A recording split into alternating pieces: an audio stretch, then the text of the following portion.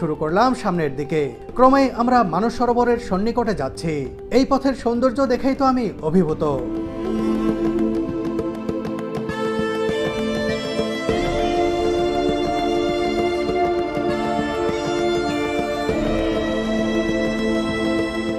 সামনে মানস সরোবরের ওপারের স্নোক্যাপড মাউন্টেন, সাদা মেঘ আর জলের নীলাভ রং মিলিয়ে অপূর্ব দৃশ্যপট তৈরি হয়েছে।